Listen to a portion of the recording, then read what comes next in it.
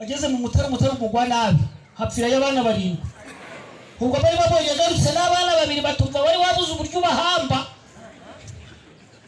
ahunze inzara inahagiye mu mutara ariko asanze urupfu cyangwa kubabwira ikirere yasashimwe ariko turi hamwe kadirabo turi hamwe mugira ubyo turi mane bahumugisha ariko naje mbasabe mutuze ntagendera kuri pressure yasashimwe ngo nturiye uba bari mu bitaro hari abo bari kuzanira imineke bakanirwa kuyirya kandi umuneke buryo uroroshe kurya umuneke ndakurikiranye amateka y'ibitaro nubwo ari byiza ariko buryo ubusobanura ngo naho urupfu rudutumira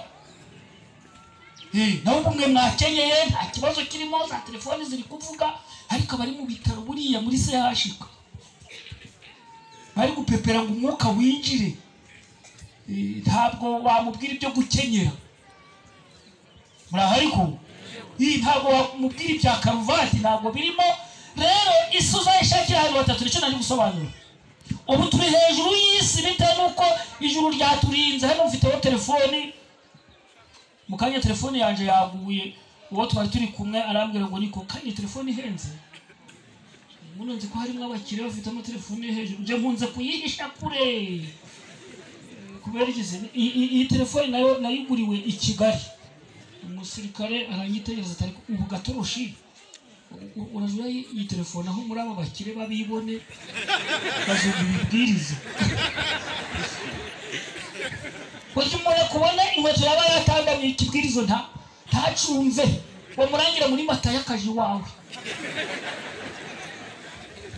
abana abantu ariko b'imisi y'imperuka nasomye amagambo ari hano kantangira kwigisha ntabwo ndatinda cyane hari wenda nagutindiye ariko wihangane dusoma amagambo ari muri Timoteyo ndagira ngo tuyasangirane muri aya masaha haleluya muri Timoteyo ku bantu bazi kunyarukana kumva mutari kunyarukana impapuro sinzi uko byagenze Yesu ashimwe iyo umuntu yananiwe rero hari igihe no gufata impapuro bimunanira ariko ni amagambo ari hano mu rwandiko rwa kabiri rwa Timoteyo igice cya 3 ku magambo avuga ngo ubuhenebere buteye ubwoba bwo mu misi y'imperuka ubuhenebere buteye ubwoba bwo mu misi y'imperuka ubuhenebere nasomye mu byahishuwe 21:8 hanze hazaba imbwa nizi ziri kumuka rekada hanze hazaba imbwa hazaba abarozi siko bimeze siko amagambo yanditse ariko imbwa uko bazisobanuye hanze hazaba imbwa n'abantu bakunze guhemuka umudamu yatanze ubuhamya mu gitondo ukuntu ijuru ryamurindiye umwana ndavuga mu ijuru hari Imana irahari umwana bashobora gufata ntiyishikanuza ijuru rikamurinda umwangizi ntamukoreho ijuru rirarinda si cyangwa ntiririnda rero ubuhenebere buteye ubwoba imbwa bavuze nuko umuntu yarakuzi kutamwambura n'undura mwambuye yarazi kutamuteka dufite abagore benshi munze kubwira abayobozi b'itorero kugira ngo ubwirize ubuhanuzi abagore waterese bakakwangira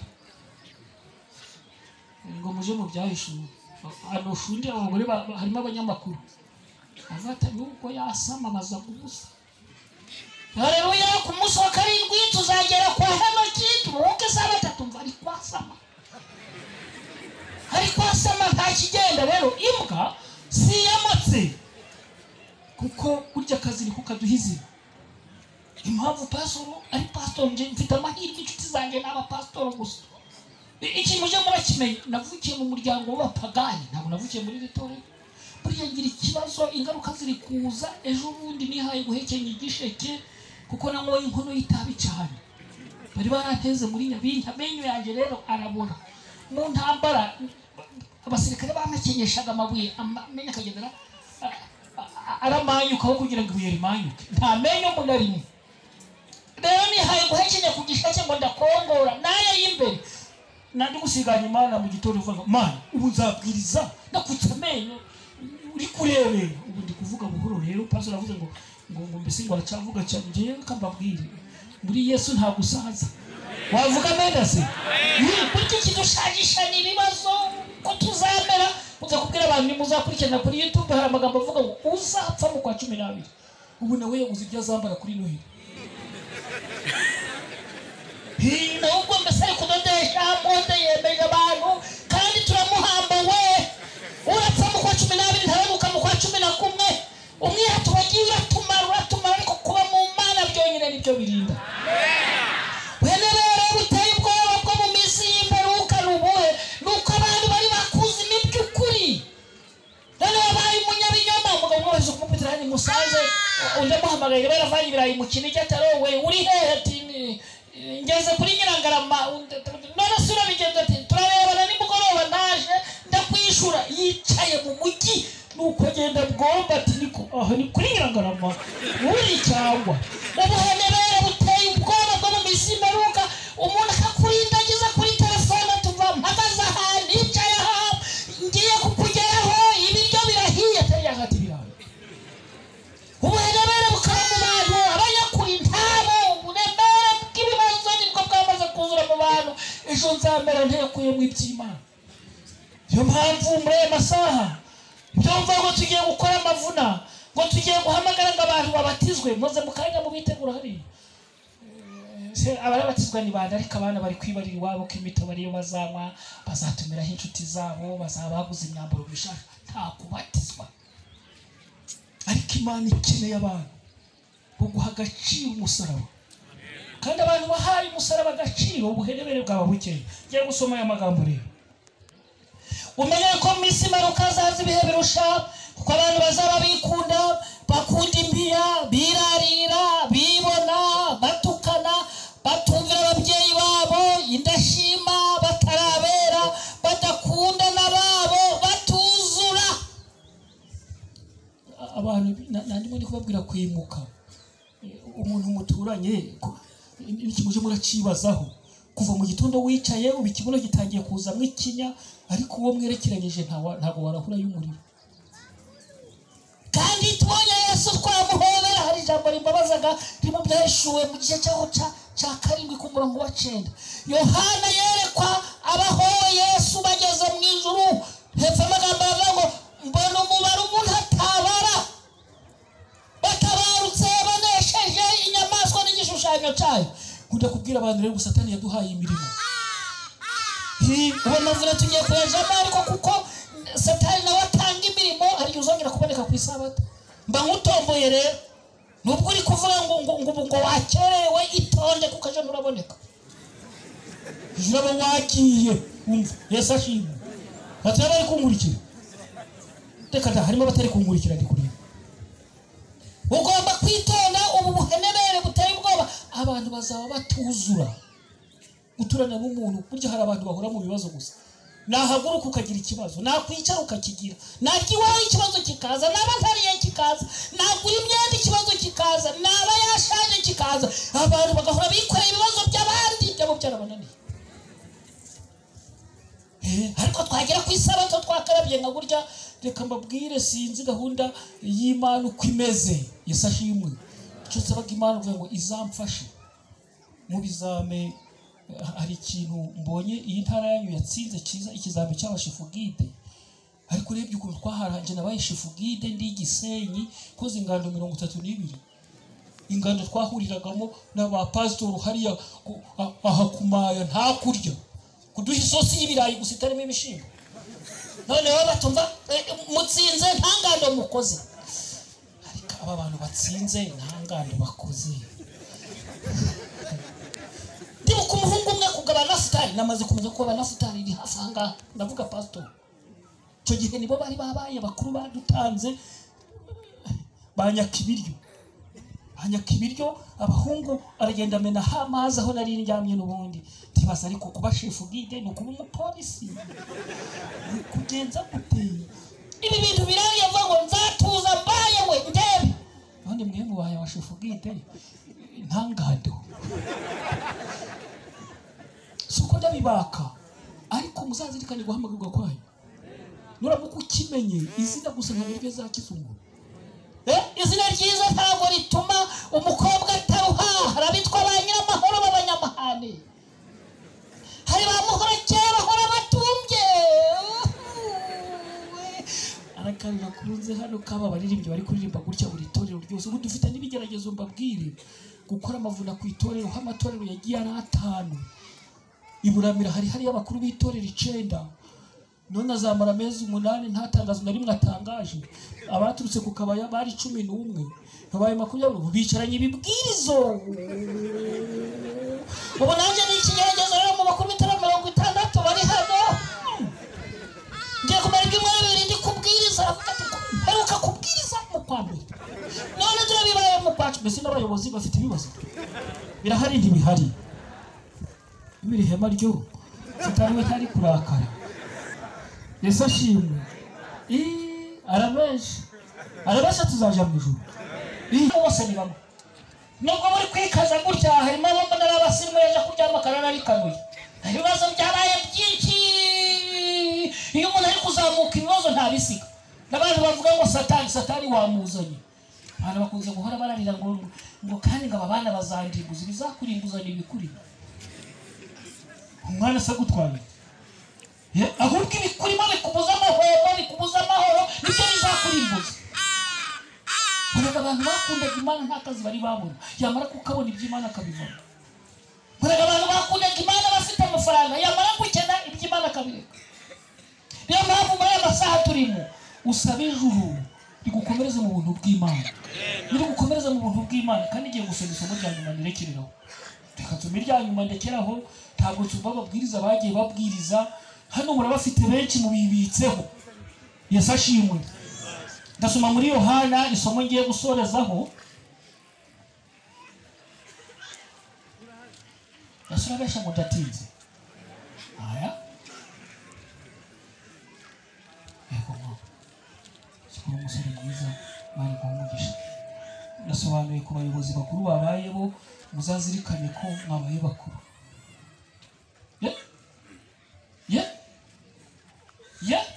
kwa Sawuli nimukurikirana amateka muzasanga yaracurangiraga kwa Sawuli ariko Sawuli burya mwica afata icumu begeranye kandi ari gucuranga ngo rimutere abamarayika b'Imana bararitambika ngo byagombaga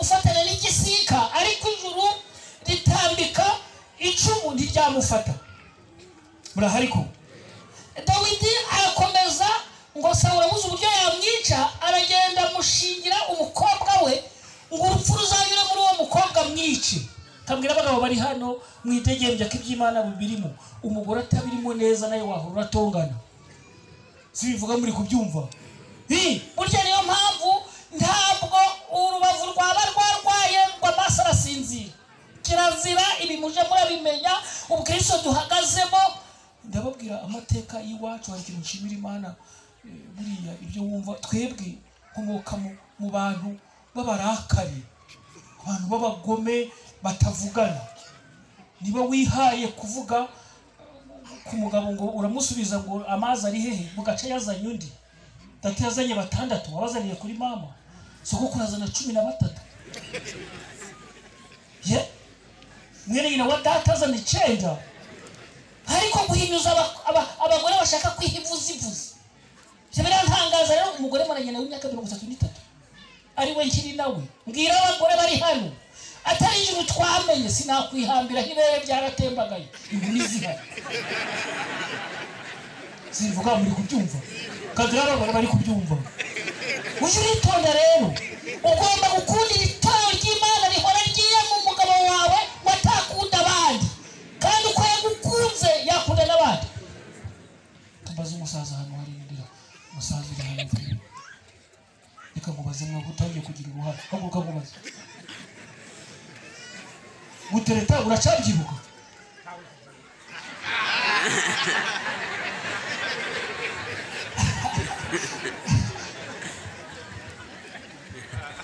gutereta warabyibagiwe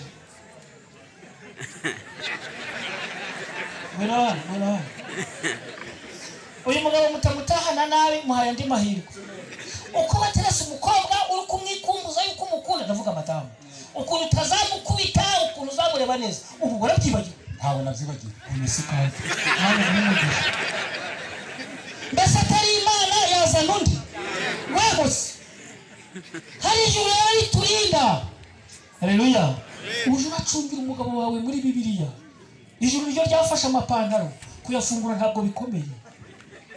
Ibivuga murabyumva? Ijuru ryo ryafashe amajipo kuko inyuma ntibyamunanira. Burya benshi baheruka urukundo bagishakana, akakubwira ati ndamukunda, yaheruka kumuterura kayita yakabyaye umwana. None ubu abana uri gutuma bamwe bakaja kuvoma abandi bakasingwi ntawagukoraho bahari. Nababwiye ko sinavuga umubare w'abana biwanje, ariko iyo batoye amajerikani mbashoye tuvuye nko kuvoma numvaga nkomeye gutankoraho, kandi kuko ntiwankoraho mu rugo hano mwansuzugura mukagenzwa mushaka, ariko mu rugo bakwereka. Esashimwe ntabwo ndabakumbuza kubyara kuko namwe mwashatse kandi atari nje ubabwiye. Haleluya. Ahubwo uzakorane n'ijuru na mwuka wera. Sicose ibyawe ntabwo nabyitambika muri Dawidi. Nari gusobanura ku muka Dawidi umukobwa wa Sawuli. Ku bagore bari hano mbese hari wakwanga se na nyina ko mutari kunsubiza. Ubwo mwakumva ngo so arashaka gukomeza kuba umwami uri umwana we. Haleluya. Ntubashe kugira icyo wakora ngakomeza kuba umwami, ariko kuko Imana yaratoranije Dawidi. Umukobwa wa Sawuli yakunze Dawidi cyane kurenza se.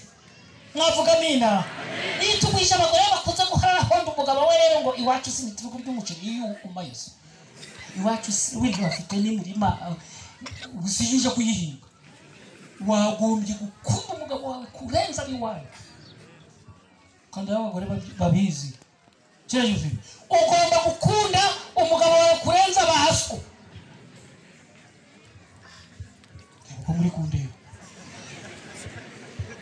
Esashimwe ndi kubuhenebere guteye ubwoba bwo mu misi y'imperuka. Dawidi rero arakurabona ko umugore we yamukunze kurenza ko yamunyujije mu dirisha abanzi baje kumwica.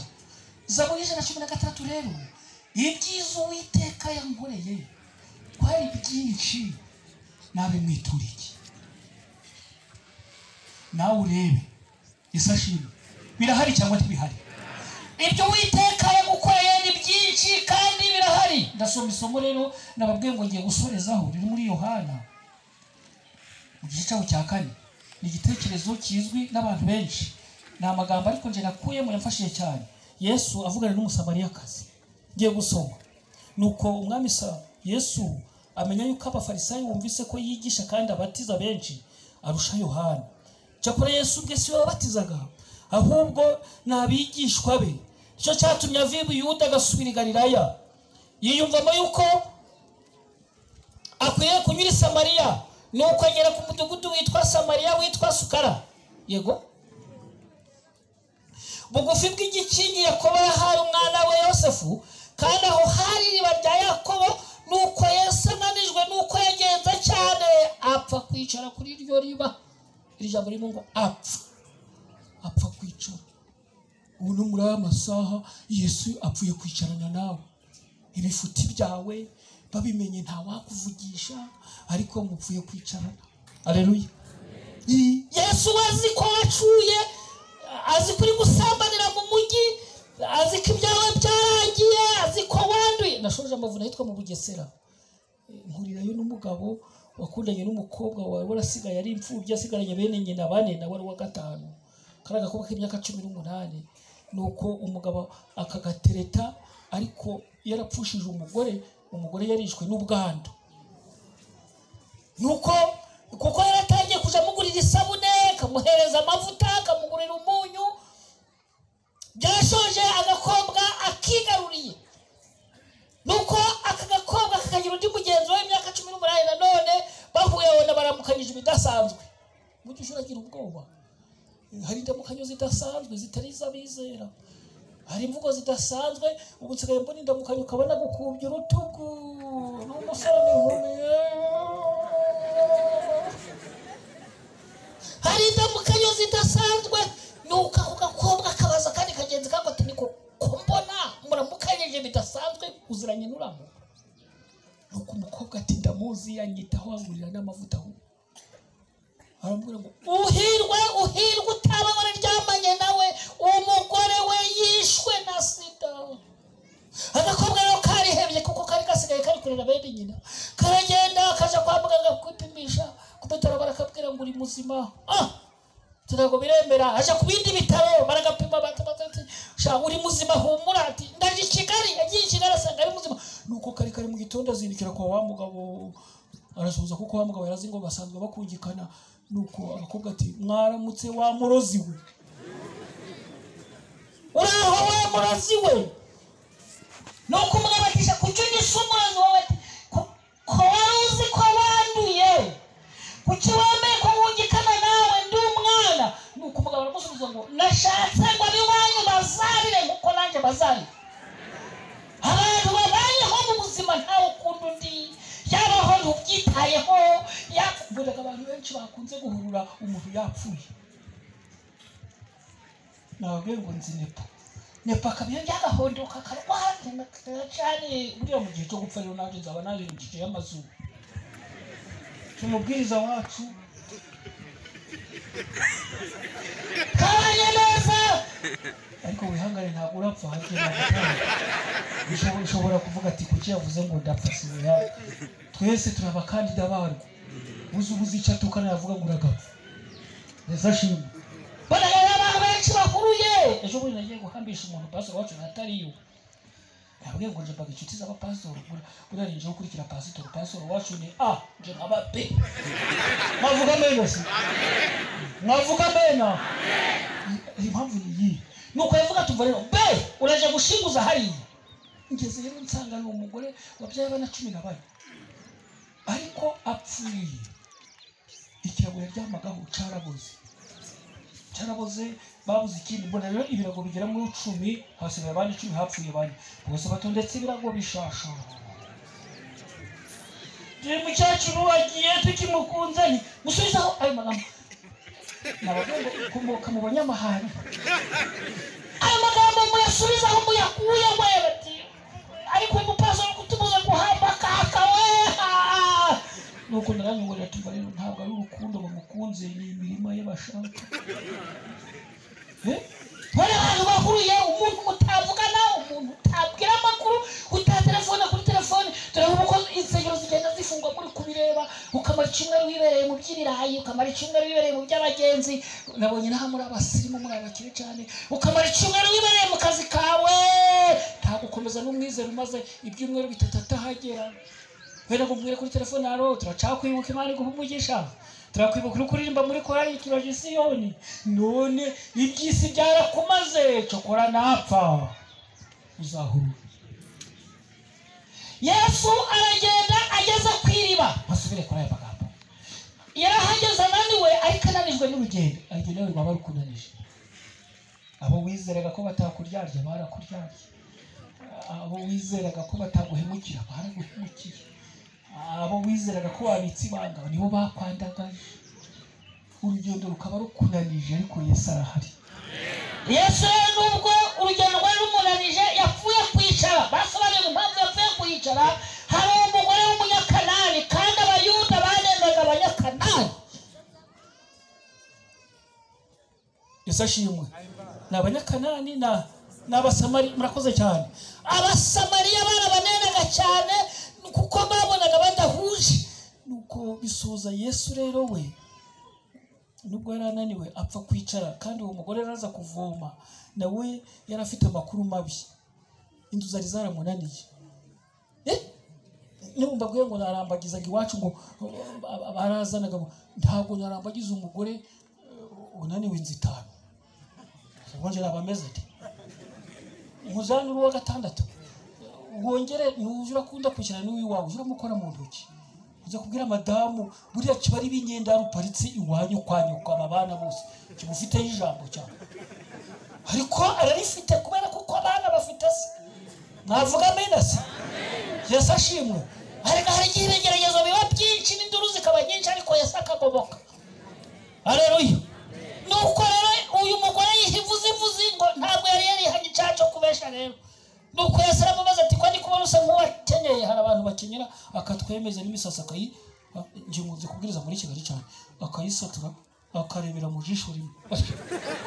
Uramutse nati ariko uri yari atatuye Kicukiro kandi ni umuturage cyo kabaganye n'abaturage babiganye uregura ifumbire dore nayo yabasatuye gusa hejuru muri mu fumbire undi we ni ku faranga gusa uri kwibesha uri kwibesha uteka uri igana bakomeye udakomeye ahubwo ni muri kubona bakomeye imukirayo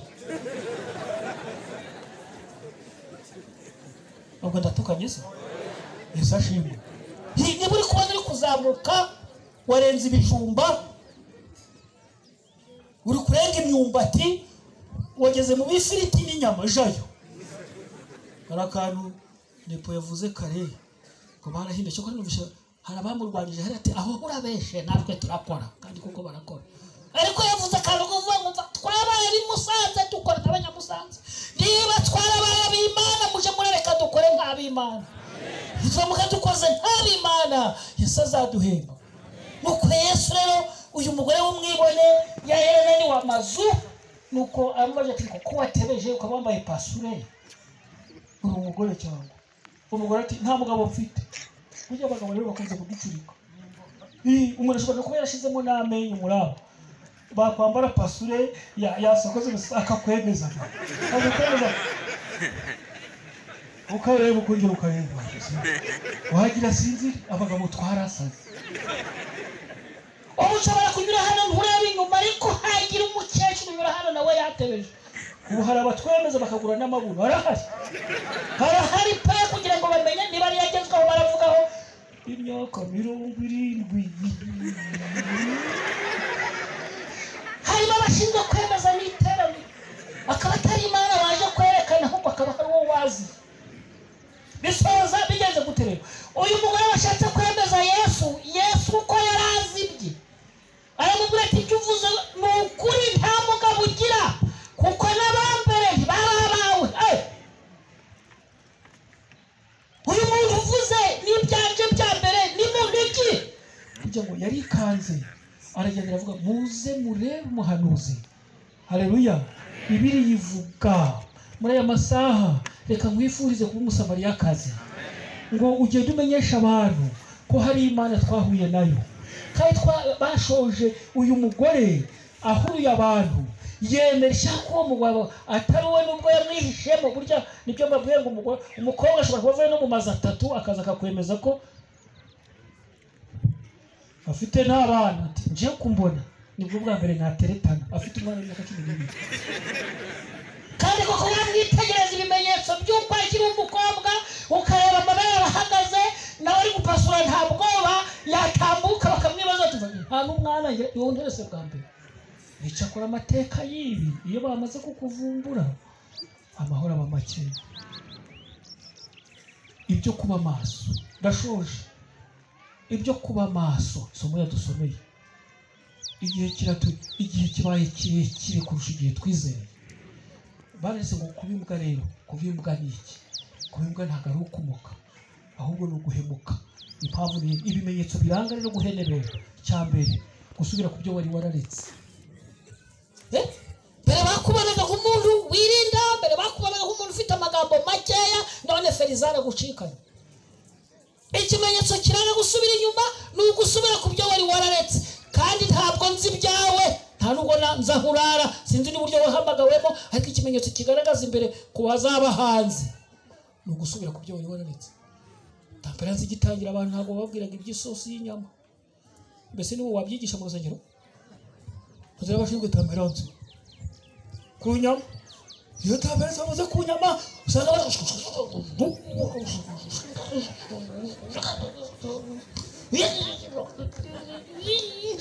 wongeye kubwiriza hano iby'inyama inama yatanze agasubirayo iby'isosi byo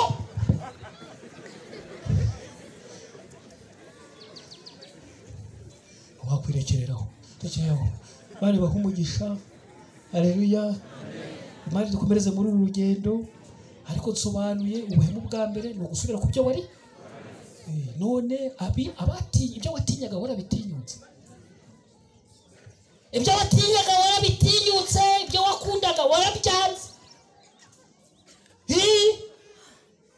Yesu ashimwe banize ngo ariko ubundi ko abantu bakunze kukubeshera abantu bakabeshera abandi avuga ngo uzambwira inshuti zawe nzakubwira uriwe ukundaga gusekera abandi ejo nagize umugore ari kuvuga tumva rero mfite umugabo ufite impano mu bandi bagabo ntiyavuga ariko yageze mu bagore hazi nkuru hazi mitamazi ariko mu bagabo bari mu mibare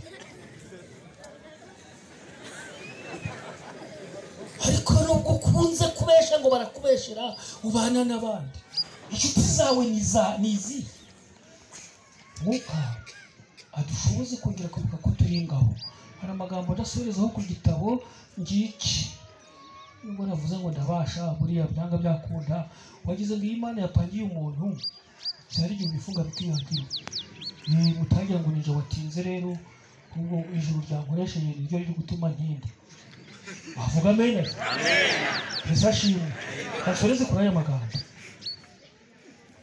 na magambo ari ku page 254 amagambo ari kuvuga ngo nimutegereze ingororano mwihangane amagambo akavuga ngo iyo igihe tumaze dutegereza umutabazi wacu gisa naho kibaye kirekire iyo ducogozwe n'umubabaro tukumva tunanijwe n'umurimo tukumva tutagishoboye kwihangana ko umurimo twahawe urangira ngo duhabwe mu buryo bw'icubahiro uruhusha rwo kuva ku rugamba nimureke twibuke kandi uko twibuka